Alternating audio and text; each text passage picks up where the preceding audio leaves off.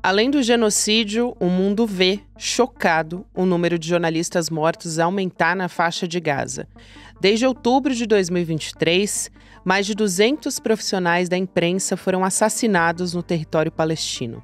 Muitos deles morreram mesmo usando colete e credencial de imprensa. Tudo bem visível. Casos recentes revelam um padrão preocupante.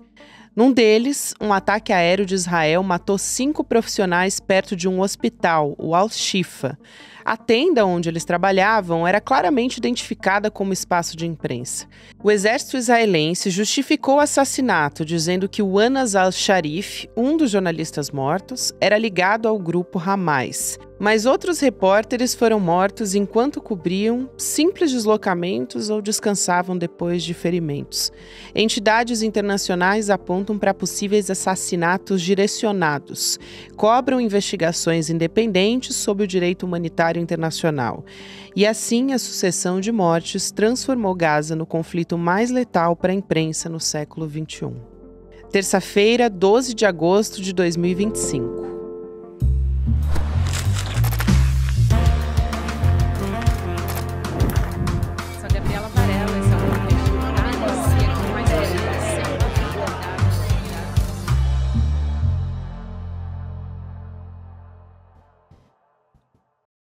Olá, seja muito bem-vindo, seja muito bem-vinda. Eu sou a Gabriela Varela e esse é o Videocast em Detalhes. E aqui de segunda a sexta-feira, sempre com um convidado, a gente analisa uma temática, uma notícia importante do momento.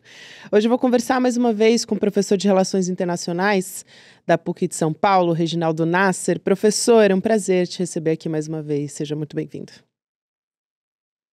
Sempre um prazer, Gabriela. Professor, infelizmente, mais uma vez a gente vai falar de um assunto estarrecedor.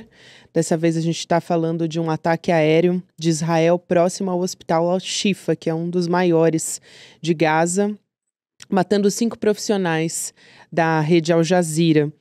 E entre esses profissionais, a gente tem o Anas al-Sharif, mas eu queria aqui citar também os colegas, os correspondentes, o Mohamed Keireke, os cinegrafistas Ibrahim Zaher, também o Mohamed Noufal e também Mohamed Aliwa, isso segundo a emissora Al Jazeera, divulgando o nome das vítimas, né? Ao todo a gente teve 7 pessoas que foram mortas nessa ação militar, mas esses são os jornalistas.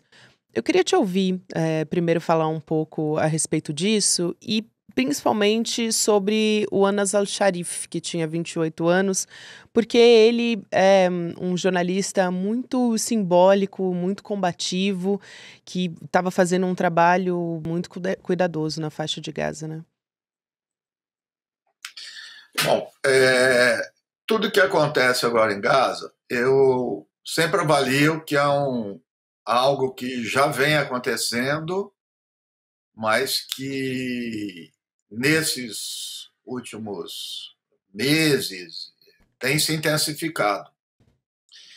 Então, o que você está citando de morte de jornalista, eu ia falar aqui para você, Gabriela, eu tenho me policiado. Uhum.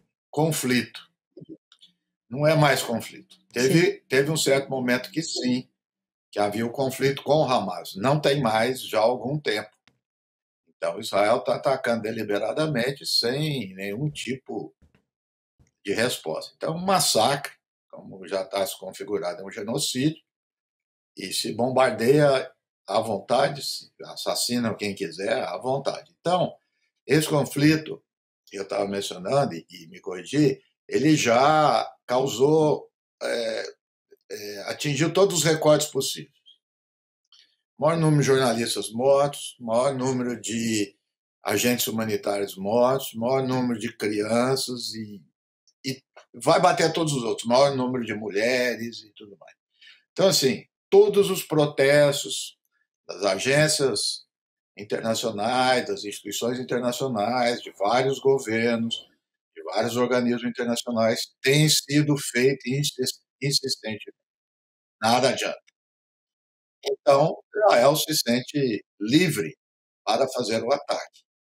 Antes do 7 de outubro, também, e agora me fugiu o nome, foi assassinada na Cisjordânia uma jornalista famosa da Al Jazeera, e esse assassinato dela, ele foi filmado em todo momento, mostra o momento que ela sai ali de um muro, ela está se protegendo, ela está tomando todos os cuidados, e ela foi alvejada por um atirador, por um sniper.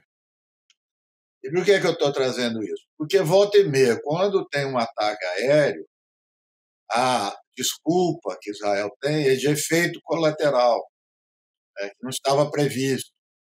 Claro que isso também vai perdendo todo sentido, porque à medida que você faz um ataque aéreo em áreas densamente povoadas, é inevitável, a consequência já se sabe que vão morrer civis. Mas no caso dessa jornalista e de outros também, para mostrar isso, foram snipers, foi pensado. E agora, desse assassinato desse jornalista que você está dizendo, eu estava seguindo as redes hoje, e algumas pessoas lá em Gaza, que deram depoimento, estão com muito medo. Ele era um jornalista importante, que estava ali fazendo denúncias, e eles estão com muito medo por quê? Porque entendem que é um planejamento, que vão matando esses jornalistas, porque logo na sequência virá, se é que pode ter mais pesado que está acontecendo agora, mas um ataque bastante pesado, dando início ao plano anunciado pelo Netanyahu de ocupação de Gaza. Exato, esse é um dos temas que a gente vai entrar aqui também, professor, sobre esse anúncio que foi feito pelo Benjamin Netanyahu. Só aqui para trazer mais alguns dados, a gente está falando sobre assassinatos contra jornalistas que já vem acontecendo há algum tempo, como o senhor salientou, né? Mas a gente tem dados de um projeto do Instituto Watson, projeto Custos da Guerra, indicando que o conflito em Gaza já matou mais jornalistas do que 2 guerras mundiais, as 2 que a gente teve, a guerra do Vietnã, as guerras na Iugoslávia e a guerra no Afeganistão somadas. A gente está falando das guerras somadas. Então a gente tem informações aqui de que 238 profissionais morreram desde 7 de outubro de 2023. Isso, estou falando dados do governo de Gaza, que também são dados, enfim, que são conflitantes em relação ao CPJ, confirmando pelo menos 186 mortes. Acho que é coisa de 2 semanas, houve uma denúncia coletiva dos órgãos de imprensa, dos seus jornalistas, pedindo para conseguir sair de Gaza, porque estavam também passando fome e não estavam tendo as condições mínimas de trabalho. Porque assim como os demais, né, a população civil de Gaza está passando pelas mesmas situações de, enfim, de falta do básico, né? Falta de água, falta de alimentação, de insumos, de remédio. Então, basicamente você silenciar, você impedir o trabalho de quem está fazendo as denúncias do que está acontecendo. É uma situação, quando nós já estamos dizendo aqui, insustentável, né, que está passando a população de Gaza, e sob os olhos de todo mundo. Porque essa situação de genocídio, Gabriela, ela tem se destacado também por outro ineditismo, que está sendo mostrado ao vivo. Quer dizer, sempre quando houve genocídios, limpezas étnicas, a apuração é a posteriori. E aí você vai lá colher testemunho de pessoas, você vai reconstruir a vida, você vai ver fotos, você vai ver isso e tal, e acaba se configurando. Mas agora não, está tudo sendo mostrado. E é o que você estava falando, quer dizer, a situação de quem está em Gaza, independentemente de quem seja, está sendo a mesma. Ou seja, está sendo atingido quem? A população em geral, médicos, esqueci de citar isso também, um alto número de médicos que Sim. foram assassinados, jornalistas, professores, cientistas, quer dizer, todo mundo está nessa situação. E justamente por quê? Porque está sendo retirado como fundamento nessa guerra, fundamento básico, a indistinção que Israel está sendo feita entre combatentes e não combatentes. que é o princípio em torno do qual se alicerça o direito internacional humanitário. É claro que as guerras em geral, ninguém segue à risca isso que nós estamos dizendo, obviamente seria utópico que eu fizesse. Mas Israel, ele já nega por princípio isso. E por quê? Eu tive ocasião de analisar isso de forma detalhada. Semana passada até dei uma conferência sobre isso. Que Israel, ele repete ipsis literis o que está nas convenções internacionais. Tem que respeitar a população, com alimentos, com necessidades básicas, tem que diferenciar combatente civil, etc. Ele faz uma longa transcrição. Só que no final da justificativa, são 3, 4 palavrinhas que muda tudo. Por quê? Ele põe assim, de acordo com as necessidades militares, de acordo com as contingências do combate. E, portanto, isso acaba justificando que todo o resto que ele nomeou não vai ser cumprido. Ele fala, nós temos necessidade militar. E por que eles dizem? Porque se não fizer isso, o Hamas não será derrotado. É o lenga-lenga desde o 7 de outubro. E se o Hamas não for derrotado, quem será derrotado vai ser Israel. Então, é por uma necessidade de sobrevivência que Israel está fazendo isso. Uma loucura. Quer dizer, Israel é um Estado poderosíssimo, tem uma das maiores forças armadas do mundo, não há exército lá da Palestina, o Hamas ainda sobrevive, mas está completamente destroçado, não tem capacidade de ataque nenhuma, não se vê absolutamente nada. E aí Israel argumenta para dizer que está cumprindo com o direito internacional humanitário, argumenta que é por sobrevivência. Então, ou seja, a não distinção de combatentes e não combatentes, uma das consequências é o extermínio, não tem outra. Professor, e isso é importante também, porque quando a gente tem o assassinato desse jornalista, que é um símbolo importante da liberdade de imprensa e das denúncias do que está acontecendo na faixa de Gaza, o exército de Israel, além de dizer sim, a gente fez o ataque, também alega que ele era líder de uma célula do Hamas. Quer dizer, disseram, ele foi responsável por lançar ataques com foguetes contra civis e soldados israelenses e recebia salário direto do Hamas. Quer dizer, além de ser assassinato, ele também está sendo alvo de difamação pelo exército de Israel. A Al Jazeera, o próprio jornalista, antes de morrer, ele já tinha negado essa acusação também, a Al Jazeera também, e aí veio um monte de órgãos importantes, jornalistas, para dizer que essas acusações são totalmente fundadas, né? Claro que também Israel não apresentou nenhuma prova concreta do que estava dizendo. A ONU se pronunciou a respeito disso, então veio uma reação em cadeia em resposta a isso, né? Essa difamação que o Al-Sharif também está sofrendo. E acho importante a gente sempre dizer quem foi o Al-Sharif justamente por esse movimento que está acontecendo. Então, um jornalista de 28 anos, com 2 filhos, estava separado da família por um bom tempo, porque estava numa zona muito perigosa e estava insistindo para conseguir fazer essas denúncias, essa cobertura, e deixou uma carta, porque já sabia o que estava acontecendo, sentiu ali que realmente poderia morrer assassinado naquele momento, e deixou uma carta que foi publicada pela rede Al Jazeera depois da sua morte. Então, é uma situação, acho que também por todo o simbolismo, né, de ele escrever essa carta e deixando uma mensagem para os palestinos e para o mundo da situação grave que está acontecendo, também, mesmo depois que ele morre, ele continua denunciando o genocídio. Isso assim, é até difícil falar, né, sobre esse caso, professor, porque, enfim, a gente está vendo tantos horrores acontecendo em Gaza, mas esse acaba deixando, assim, um legado que vai reverberando. Isso sem contar, claro, a gente nem falou aqui, mas durante o funeral, aparecem os filhos dele, 2 crianças, a menina, assim, você vê que não tem um olhar, assim, parece que ela está completamente, um estado de choque completo, né? A criança não tem nenhum esboço, não tem um sorriso, não tem uma reação nem de tristeza, nada, está completamente vazia. Situação, como eu estava dizendo, é uma situação, de um certo modo, inédita, né?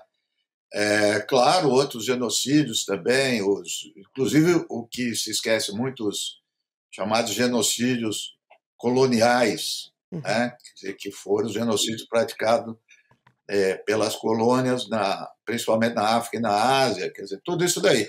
Mas, realmente, Gaza está batendo todos os recordes existentes. Ora, isso é interessante, Gabi, isso já estava configurado desde o início.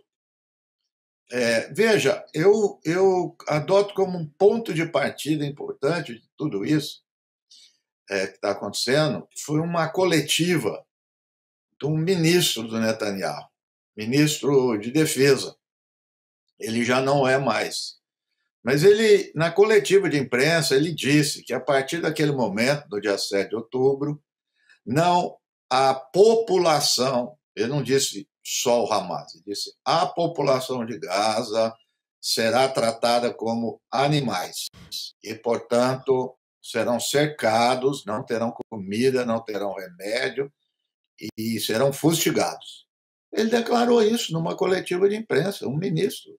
Então, assim, o que está na Corte Internacional, eu li o relatório, tem muitos fatos já bastante comprovados, e lá se revela o que é importante para configurar o genocídio, a intenção de líderes, a intenção de governantes, e, junto com a intenção, o estímulo. Ele está estimulando, ele está induzindo, ele está mobilizando as forças para que se faça isso que foi feito com o jornalista.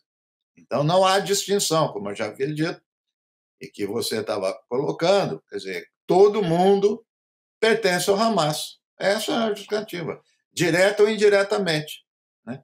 Então, a partir daí, não necessita nem mais falar de efeito colateral, que era uma negativa, né, de intencionalidade que sempre aparecia. Agora não, como você bem disse aí. Ele anunciou que ia fazer isso porque o jornalista é considerado membro do Hamas. Então, realmente é uma situação inédita, né, que nós estamos vivendo, mas sendo sustentada principalmente pelos Estados Unidos e por outros países que são cúmplices, porque se não sustentam, pelo menos não se colocam contrariamente ao que Israel está fazendo, de forma clara e concreta, apenas com frases abstratas e tudo mais. Então, esse plano do Netanyahu, ao que tudo indica, esse assassinato já é uma parte desse plano que vem logo a seguir. Isso que você diz é muito importante, professor, de que eles são cúmplices, porque estão vendo isso acontecer e dão declarações, dizem que vão reconhecer o Estado palestino, isso a gente ainda vai observar. Essa conferência das Nações Unidas, o Macron, por exemplo, falando desse plano de Israel, que eu acho importante a gente ressaltar aqui, né, professor? Esse plano estava muito claro do Netanyahu desde o início qual que era, mas agora ele está falando abertamente sobre esse plano que nada mais é do que eliminar totalmente a população palestina, do que assassinar todos os palestinos. Mas o Macron dizendo que é um desastre prestes a acontecer, eu acho que já está acontecendo há muito tempo. Parece que a França que demorou para perceber e se pronunciar a respeito disso. Aí o Netanyahu foi a público para dizer que não tem outra alternativa a não ser terminar o trabalho. E terminar o trabalho, mais uma vez, a gente está falando aqui de genocídio. Eu queria a sua avaliação, professor, sobre o que os outros países estão fazendo a respeito disso. A Alemanha suspendeu os equipamentos militares para Gaza. achei um passo importante, porque é o segundo maior exportador de armas para Israel. Aqui, dados que a Andréa Dipp, nossa correspondente aqui do ICL, que está na Alemanha, está na Europa, ela trouxe a informação no ICL Notícias de que eles já forneceram 30% do total de armas exportadas para Israel, de 2019 a 2023. Então, a Alemanha ainda está longe de reconhecer a Palestina como um Estado, como prometeu até já fazer a própria França, Reino Unido, Canadá, Portugal. Eles disseram que iriam reconhecer na Assembleia das Nações Unidas, da ONU, mas houve esse passo no sentido de não fornecer armas para Israel. Qual que é a importância disso? É um passo pequeno ainda? É um passo relevante? Como é que isso pode reverberar também em outros países para que a gente tenha ações efetivas, né, professora? A gente conversa muito sobre esses pronunciamentos que funcionam como nota de repúdio, mas a população continua sendo morta, passando fome, enfim. Bom, em primeiro lugar, eu tenho visto essas declarações estão aparecendo sobre reconhecimento do Estado palestino, no momento onde o genocídio está a galope. Para mim, isso não é ingenuidade, porque não tem sentido nenhum falar em reconhecimento do Estado palestino enquanto está tendo genocídio. Ora, todo mundo sabe, é uma série de passos que devem ser tomados, mas um passo sem o qual não dá para fazer nada além disso é acabar com o genocídio, é o cessar-fogo. Eu acho que todos os países no mundo agora deveriam centrar nisso. Não tem discussão de dois estados, de reconhecimento, nada. Depois, nós temos um problema humanitário gravíssimo, ele precisa ser interrompido imediatamente. Mesmo interrompido, ele vai já trazer consequências, porque essa desnutrição, as doenças, essa coisa vai longe. Tem um termo que foi empregado por um cientista político italiano já há mais de 10 anos para a situação da Cisjordânia, e eu tenho recuperado esse termo porque eu acho que ele é muito apropriado, que se chama urbicídio, que não é só a destruição da população, a destruição da cidade, da infraestrutura, porque mesmo após o fim do genocídio, tá, ele vai trazer consequências, porque essa cidade foi destruída, a sua infraestrutura foi destruída. Então, esse é um primeiro ponto. O outro ponto que você chama da Alemanha, da atenção para o fato da Alemanha, sim, eu diria que é importante, mas veja só, duas questões. Uma referida ao tempo. Se isso tivesse acontecido lá no dia 8 de outubro, no dia 9, no dia 10 de outubro de 2023, era uma coisa. Agora, nessa situação, Gaza está destruída, está completamente destruído, quer dizer, não tem mais nenhuma condição, né, de resistência, de sobrevivência do povo palestino. Então, isso também denota um oportunismo desses países, né? E uma outra questão referente a isso: a Alemanha parou de exportar, né, mas não de importar. Porque, veja só, Israel ele constituiu, nesses últimos anos, um complexo militar de segurança que ele importa alguns tipos de arma e exporta outros. E essa exportação de armas, de tecnologia de segurança de Israel, é um dos principais recursos que Israel tem e que compõe o seu PIB. Então, aí também tem essa coisa, que o BDS, o Movimento Boicote dos Investimentos e Sanção, tem reivindicado, tem centralizado, que importa é o comércio nas duas mãos, não é apenas só em uma mão, porque isso alimenta. Olha, Gabi, eu fiquei estarrecido com duas informações que não têm circulado muito por aqui, a respeito de países que continuam comprando e ou vendendo armas para Israel, que eu fiquei, olha, confesso aqui, eu fiquei muito pessimista. Um é a Espanha. Essa matéria da Espanha saiu no El País, faz umas 2 semanas, porque a Espanha, o governo da Espanha é um dos que mais critica Israel. E ali o El País deu um informe que, durante o ano de 2024, a Espanha foi o país que mais comprou armas de Israel, que mais engordou os cofres de Israel com arma.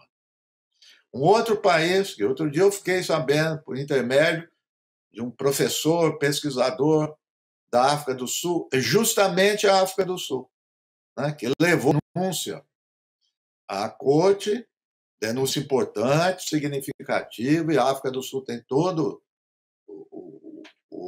a autoridade para fazê-lo, mas que também mantém relações comerciais com Israel. O mesmo nós vamos dizer do Brasil. As declarações do presidente Lula são bastante contundentes e não são mentirosas. Você percebe o Lula, o estado emocional que ele fica quando ele fala da Palestina. Mas tem alguma coisa que impede de que ele vá além disso. Então, quando a gente compara Israel com a África do Sul, né, porque o apartheid da África do Sul foi derrubado, foi derrotado por sanções, é verdade, só que as pessoas esquecem de comparar que o Israel, hoje, é um país muito mais poderoso do que a África do Sul. Nós temos que reconhecer isso. Não é só poder militar, é um poder de articulação política global. Não é fácil, ele se estabelece muito bem. Então, volta e meia eu vejo dizer que Israel está isolado. Isolado como? Não há um único país que tenha feito sanções completas com Israel. Você citou aí na Alemanha, é um caso importante, tem o caso da Colômbia, tem um outro caso, casos pontuais que são importantes, eu não estou desconsiderando isso. Mas para fazer Israel parar, precisa mais. Sobre as armas, o que Israel tem de arma e o que é fornecido pelos Estados Unidos basta para fazer genocídio na Palestina. Não precisa de mais. Então, não é por isso que Israel vai ser freado nas suas ações de extermínio que estão a galope, né? Então, uma marcha rápida que parece que agora, com esse plano do Netanyahu, vai conseguir isso que ele almeja, que realmente é uma eliminação e ou expulsão dos palestinos de Gaza. Professor, essas informações que o senhor traz aqui são fundamentais. Acho que vale a pena também, aqui nesse final, fazer aqui uma menção à flotilha de ajuda humanitária, que também no dia 31 de agosto vai sair de vários portos no Mediterrâneo. Então, a ação da militância, a pressão da militância também é fundamental. Essas denúncias que estão sendo feitas, é claro que a gente sabe que a flotilha ela não tem como parar o que está acontecendo, esse genocídio, mas a pressão e o olhar de todos os países para o que está acontecendo, da imprensa, enfim, tudo isso é fundamental para que todo tipo de pressão seja feita nesse momento. Então, quero muito agradecer, professor, mais uma vez a sua presença aqui, e é sempre um prazer te receber. É um prazer, Gabriel. Até a próxima. A gente conversou aqui com o professor Reginaldo Nasser em detalhes, e eu quero deixar um convite aqui nesses minutinhos para você que já veio a São Paulo acompanhar o nosso Despertar em 2024. A gente vai ter mais um evento agora em 2025, nos dias 19 e 20 de setembro, no Espaço Vibra, em São Paulo, que é uma das maiores casas de show do país, e a gente vai se reunir com a nossa comunidade ICL para trocas, enfim, conexões, celebrações, né? Em 2024 a gente teve mais de 4.000 pessoas, convidados muito importantes. A gente ainda não divulgou quem vão ser essas atrações, mas em breve fica de olho aqui junto com a gente, que vale a pena receber também no nosso grupo exclusivo do WhatsApp, as novidades e os spoilers do que vem por aí. Pode entrar em icl.com.br/despertar. A gente tem o ingresso com desconto que está sendo disponibilizado nesse momento, então vale muito a pena entrar no nosso grupo para ter todas as informações. Eu agora te convido a ficar com a gente no Mercado Investimentos, para você que me acompanha aqui nos nossos canais do YouTube. Na sequência vai ter o Rolê ICL e você pode ouvir um Em Detalhes todos os dias nas plataformas de áudio, tem episódio novo também. Até amanhã. A esquerda no Brasil diz que a direita quer matar a democracia. A direita no Brasil diz que a esquerda está fazendo uma ditadura. O que será que está está falando a verdade. Existe uma conspiração, um plano secreto por trás do que está sendo feito pela extrema-direita no Brasil? Quem poderia nos ajudar a entender esse xadrez político que, no final das contas, vai definir o destino das nossas vidas? Eu digo para vocês quem? Daniel Ziblatt, autor do livro Como as Democracias Morrem, professor de Harvard e atualmente uma das pessoas mais demandadas no mundo para explicar esse fenômeno. E ele vai dar uma aula online gratuita aqui no ICL para toda essa nossa comunidade. Vai ser no dia 28 de agosto, uma quinta-feira, às 8 horas da noite. São coisas que só o ICL traz para você. Você sabia que todos os nossos programas estão no Spotify? A notícia não pode parar e agora você pode acompanhar todos os nossos programas onde e quando quiser. Siga nossos canais no Spotify e tenha acesso ao Chico Pinheiro Entrevista, Desperta ICL, Rolê e muito mais. ICL no Spotify. Informação que te acompanha.